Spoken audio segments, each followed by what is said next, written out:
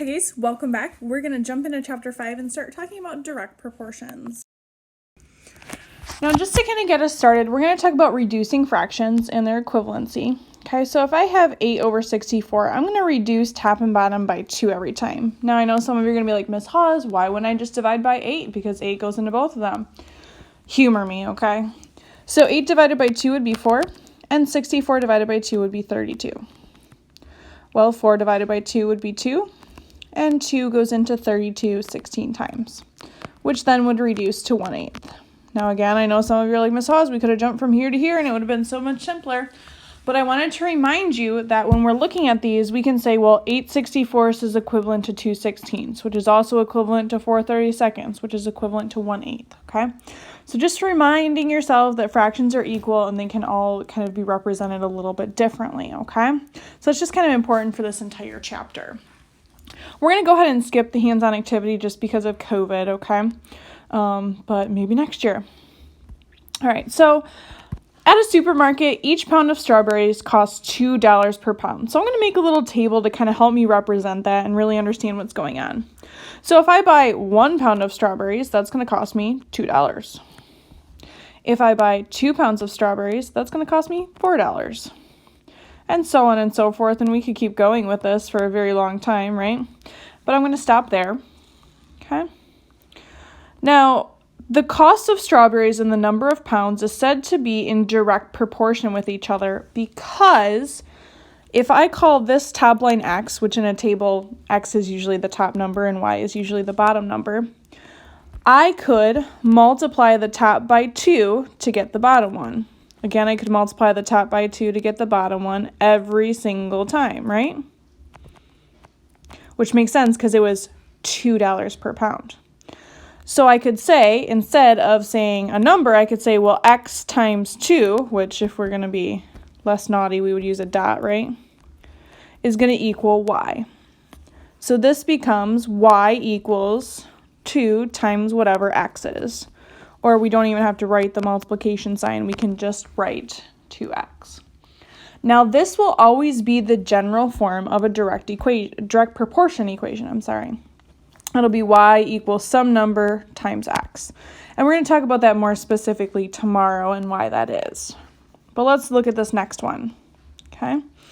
So a lot of times they'll give you a table instead of us creating a table like in the first example. Okay, so we have volume of water, which is g gallons, and the number of fish. So if we have 4 gallons of water, we can have 6 fish. If we have 10 gallons of water, we can have 15 fish. And if we have 20 gallons of water, we can have 30 fish. And it says, it's asking, is the number of fish, so that's our first number, directly proportional to the volume of water? Okay. Now what we want to find is the constant of proportionality. Now if we look back at this example, the constant of proportionality is 2. So constant of, let me make that a little bit smaller so I can fit the whole word in.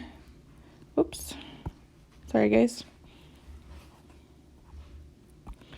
Constant of proportionality, which is kind of a really long word. Whoops, and I have my bad pen here, guys, sorry.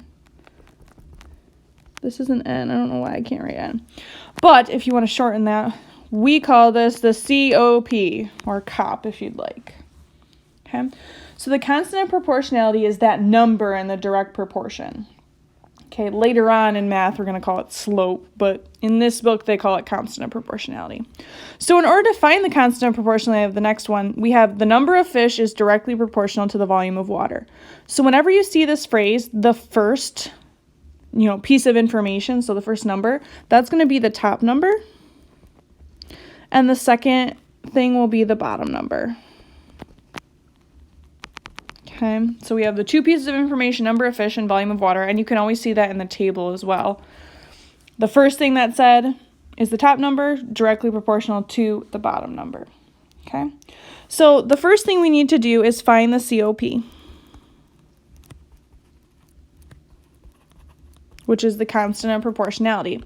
And we do that by doing the number of fish. I'm going to zoom into this, sorry guys. Divided by the volume of water, because that's what we said were our top and bottom numbers. right? Because they said the number of fish is directly proportional to the volume of water. So if I do that for the first one, well, that's 6 divided by 4. Okay, and for the second one, well, that's 15 divided by 10. I'm looking at those numbers. And if I look at this one, well, that's 30 divided by 20.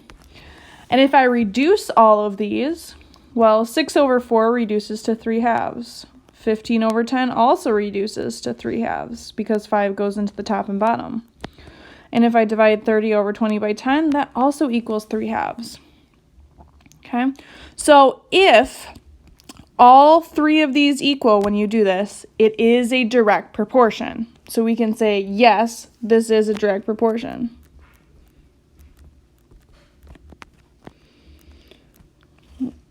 Let's fix that A there. Sometimes that pressure just will not go. Direct proportion. And if you want to, you can just shorten that word to DP. Okay?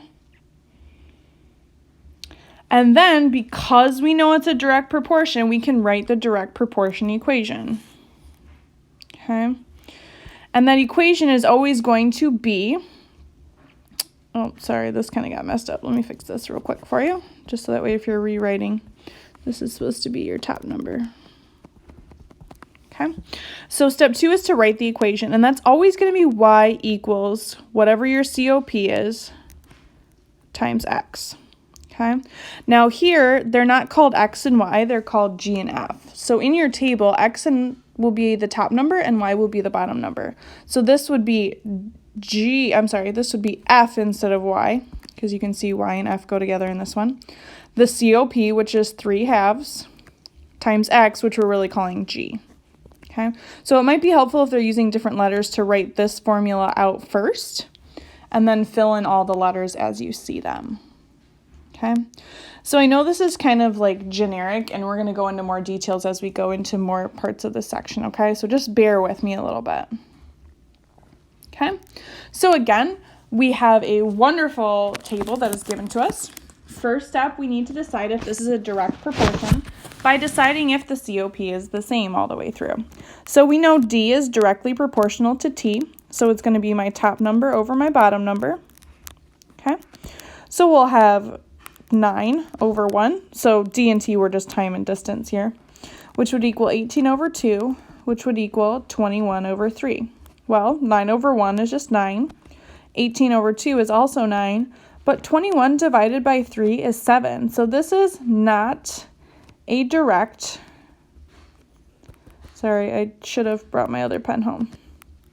Whoops, not a direct, goodness, proportion, or not a DP.